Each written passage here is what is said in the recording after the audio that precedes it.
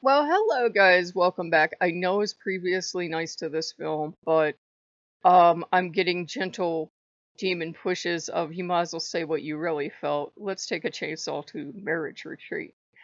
Is not the very worst Christian film I've ever seen, but it's kind of one of those half and half films. Like, you don't entirely despise it on principle. Most of us won't. But there is so much wrong with this film. So let's begin. It begins in church with the preacher saying that the woman must always be subservient to the man. And I'm waiting for him to correct this shit. I'm like, well, surely he's going to say, but we don't believe that now women are equals. Oh no. And I thought it was very problematic that it was a black preacher saying this, but I'm sitting there like, must be a progressive church. He goes on to preach the good word of how God created men and women, and he keeps saying men and women, so I'm like, okay, homophobic. And just men and men and women exist to have babies, get married and have babies. That's the only reason God created men and women, to exist and have babies. I'm like, what else? That doesn't sound very fulfilling, but what else do you get to do? So it's a creationist, homophobic, um, baby creating church, but they're not going to term it in those terms. And I'm like, that sounds rather homophobic. But it was that polite homophobia that you miss if you were gay. I go, ooh, back here. And they have a couple come up. And the husband is grizzled and old and tough looking. And he says, oh, I'm going to tell you some statistics and how many of you are going to get divorced. And I don't even think it's worth it. But if you want to come to camp, I'll try to save your stupid marriages, even though I care more about them than you do. And the wife jumps in front of the microphone and is like, what I think he's trying to say is. And all the women in the film are taught that it's actually right for them to be subservient to these men. So that was a huge problem with me as a pagan female. And it should be a huge problem to any woman, but the women in this faith believe it. I'm like, I gotta accept this film on its own terms, so I'm trying. And they get to this camp and they just do so many bad things. It's like neither of the people running the camp is actually a licensed therapist. They're just a married couple that does this. So already my alarm bells are going off, and I'm wondering if this is going to turn into a horror movie. They have a room, a set of rooms that are like, if you've ever seen any police movies ever, you know what these rooms are. There's a two-way mirror in it. And first, they let the women talk, and the men are like, "Aw," like real sarcastic because of the problems, the legitimate problems their wives are having. Then he flips on the light, and the men get to talk, and the men are little man children that are screaming at their wives for stuff like, the one wife is, and I can't remember any of these people's names because I really didn't care about them as people. The Korean American wife has a chronic gambler for a husband, so he's screaming at her that she should have stood up for him, even though he's gambled away almost everything they have, and they're just about homeless. They don't have enough money for food at this point, stuff they need, but how dare she not support him? Fucking terrible part of the film. The one husband is yelling at his wife about what is her problem. He is an actor that has women crawling all over him. I can't possibly decide what his heavily pregnant wife's problem is with women touching him and crawling all over him and demanding his autograph is. I don't know. What do you think? Subtext? So, in the third husband, I can't remember what the hell he actually does, if he does anything. He just kind of exists, and his wife just kind of exists, and their problem is she's pregnant and afraid to tell him because he does not want children. And she keeps trying to bring it up to him. She keeps trying to bring up that she's pregnant, and he keeps shutting her down. So these are the gems you have at this camp. And then they play this for comedy, by the way. They played that scene as funny. They played yelling at the wives as funny. It only gets worse from here, actually, now that I'm talking it through. It's a horrible movie. Um, they play a lot of the arguments for comedy. They play the gambling problem for comedy. There are just wacky, fun characters that show up for no reason and then they go away, and I wondered if stuff was edited out, if they were supposed to be other characters in disguise or what, but they play the gambling problem for laughs. And the therapist, pseudo-therapist, asked the wife, well, do you care about his gambling or do you care about the losing? And I'm like, both. Both. Both are a problem. Both. He went from flipping houses, and when that tanked, he went straight into gambling. Both. He didn't go to community college. He didn't like go work at Walmart or do something that would have brought an income in. Anything. He had to be qualified for something. Both. Both are a problem. And somehow his gambling problem's cured by God. I don't know. And he ends up pulling out something in the computer which somehow messes up all the phone lines, and it's like a computer from the 80s or something. I was looking at it, and when he pulled it out, I was like, I thought those old ones you had to, you remember the really old things in your computer where you had to plug it in and then you had to screw in the screws on both sides? I think he yanked one of those out. Anyhow, back to the film. He decides that their marriages are over because these couples will not stop screaming at each other, so he drives them up to the top of a mountain. Hill. A hill. He drives them up to the top of a hill, chains them together, and tells them to walk down, and if they can walk down to the cross, they'll find their peace. And because this is a Christian movie, somehow, now that they're finally chained together and have to talk to each other, they finally patch things up somehow. I don't know how. The doctor being heavily pregnant, and there's no fucking way any human on Earth would have made someone this heavily pregnant walk down a goddamn mountain. Why they couldn't have walked in circles around the cross, I don't know, but she ends up going into labor. He ends up having to carry her back. I don't know why the fuck they don't take her into any of the many buildings they have in this camp, but she ends up giving birth in the mud in a lightning storm at the foot of the cross. I guess for trauma, but I'm like, Jesus Christ, she's a doctor. You think she would have told them to take her into one of the cabins, but no. I'm like, yeah, I get it. She's going into labor and she's having labor pains, but you couldn't have like carried her 10 more feet and at least put her on a porch somewhere. God damn it, this movie. So she ends up giving birth at the foot of the cross, and they're giving birth in heavy rain, which is great. Nobody thinks to like build a shelter over them with like a tarp or something, but it's okay.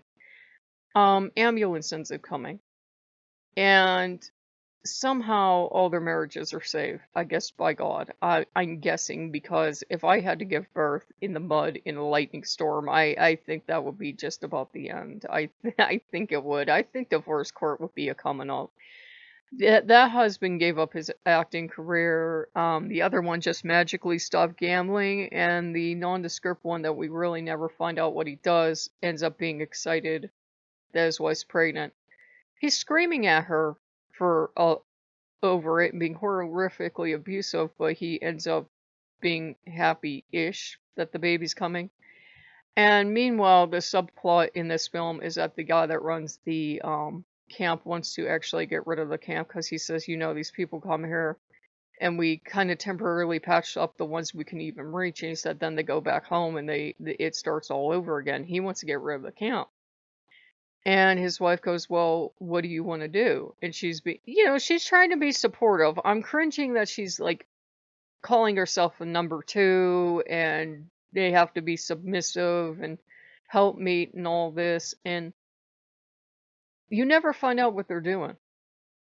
But, you never get an idea if they help these couples. I mean, there's at least a temporarily fix until the movie ends, but you never get an idea if they truly help these couples. You don't know if he just gives up and sells it to make it a ski lodge, but I can see why he's done, because even though it was played for comedy, these people are screaming at each other, and there's deep, serious issues in this movie. The one guy's got a gambling problem. There's a subtext that the husband's running around, but they're not going to mention it in a Christian film. The subtext that the one that doesn't want the child was horrifically abused, they talk about a one-time event, right? but you can tell it was chronic abuse. And I'm like, this is big, deep, serious shit that shouldn't be dealt with in a comedy because none of this shit's actually funny. Coming from an abusive home that was so bad that he doesn't want children, that shit needs therapy. So does a gambling problem. So does a poor wife that, it's all but shouted at you that the husband's running around. But since it's a Christian film and they're good Christian men, except for being abusive dicks that want their wife to live in the 1950s, um, it's weird and it's bad. There were a few things that were kind of nice, and by kind of nice, I mean I like the actress to play the wife. I can't think of her name for the life of me, but she played the wife of the guy running the camp. I like her. I'm not sure why. I just like her. She always plays these little golly gee characters, and I don't know. There's something about her I like. She's kind of like the golden retriever of actresses. You know what I mean? She's kind of happy. Nobody expects her to have a PhD in physics. She's not exactly dumb, but she's so happy-go-lucky that you're like, yeah, it's her, it's okay. She's kind of what sort of saved the film. I didn't like that she was playing a submissive wife or, like trotting after her husband like he's the eighth wonder in the world. But, it was what it was.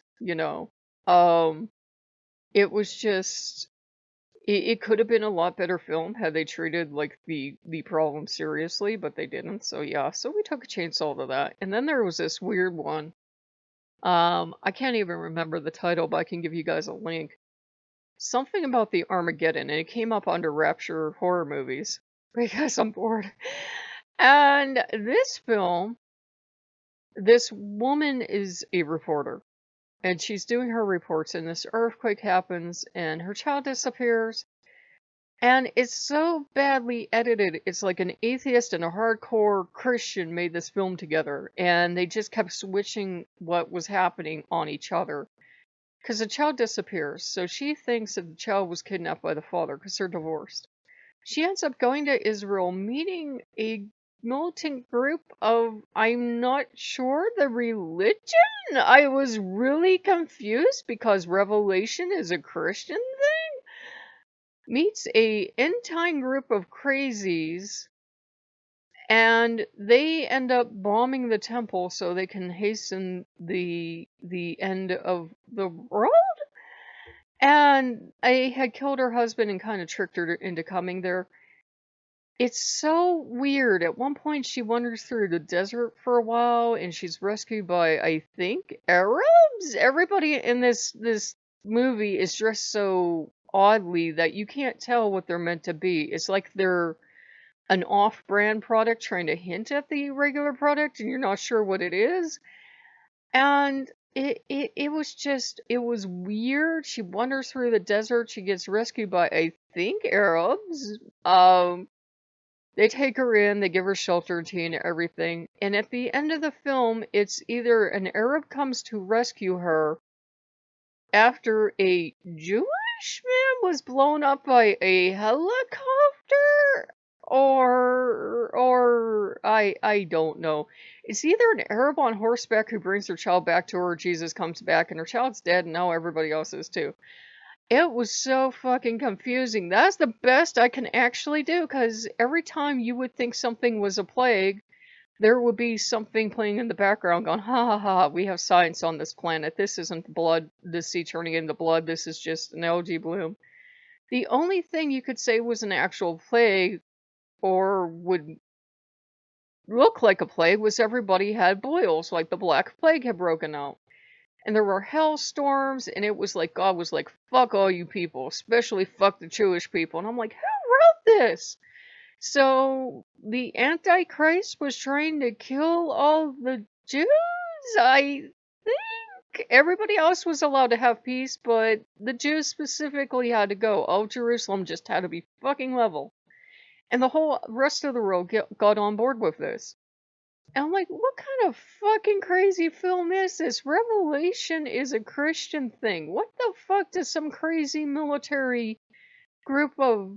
I don't even know what they were. I don't want to call them Jewish. I don't know what they were. They could have been Jewish. They could have been Christian. They could have been their own fuck crazy religion, end time religion, I think is what they were.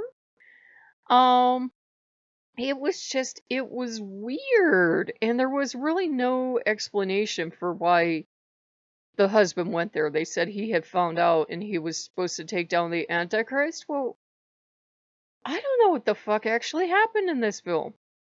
It was so fucking confusing. The Antichrist went from making world peace in the Middle East, and everybody was making world peace, and the whole world had ended war. And then he's like, you know what? Fuck those Jewish people. And I'm like, what the fuck just happened in this film? Who wrote this damn thing? So it was confusing. It was like, yeah. So yeah, these helicopters just show up, and I don't know, like they're from like all the neighboring countries, and they just start fucking hitting everything in sight, and they're bombing raids and all this other crazy shit going on. And then the Jewish people are rounding up Americans and killing them. It's like a really fucked up movie. I'm like, are those Jewish people? What the hell are they doing? And there's like a camp where children and women are, and they're rounding up the Jewish people and giving them tattoos so they can't be buried in a traditional Jewish. I don't fucking know what went on in this film. I couldn't tell if the bad guys were supposed to be Muslims, atheists, Jewish people, Christians, some crazy fucking death cult. I couldn't tell. It's a really weird movie. If you can watch that movie and tell me what the fuck's going on, you're a better person than I am. I can't tell if they just had shitty weather like we always have on this planet, or it was a pissed off god trying to end the world. I don't know. And it all happened like within 3 or 4 days, so the end of the road will only take like a long weekend. So that's refreshing to know. Actually, I'm glad. So I go back here, but it was weird. And the weird thing is, when I went to watch it, my goddamn power went out, and I'm like, okay, somebody doesn't want me seeing this film, but it was weird. I really wouldn't recommend it because it kind of came off as, ugh, I don't know. I couldn't tell if it was pro-Jewish or anti-Semitic. I couldn't tell if it was pro-Muslim or anti-Muslim, pro-Christian, anti-Christian. It was really weird. I couldn't even tell you who, they weren't clear enough about who anybody was. Vaguely Jewish characters, vaguely Muslim, vaguely Christian. I have no idea, and I have no idea what the faith of these people in this group was supposed to be. Everybody in this film talked to this girl in anything but English, and a lot of them would look at her, and then they would say a phrase, and then they would say it in English. And I'm like, God damn it, she only speaks English. Look at her. She's white and blonde. What do you think she speaks? Pharisee? So, it was bad. It was a bad film. And it was a weird film. And I don't know why I watched it, other than I kept waiting for it to be good. I kept waiting for it to turn into a thriller and her to find the husband. They killed the husband. And I can't tell you if at the end Jesus comes back and brings her dead child back, or in everybody rapture, because the rapture parts drop right away, or the Muslim found her child wandering in the desert. That would make as much sense as anything else in this film made, because apparently all the captured children in the world went into the desert in Israel for, I don't know, reasons. It was fucking confusing. So if you guys like what you see, like, comment, subscribe, and I hope you guys don't take some kind of anti-Semitic message or anything from that. It was just a weird film. So I will see you guys later. Bye bye.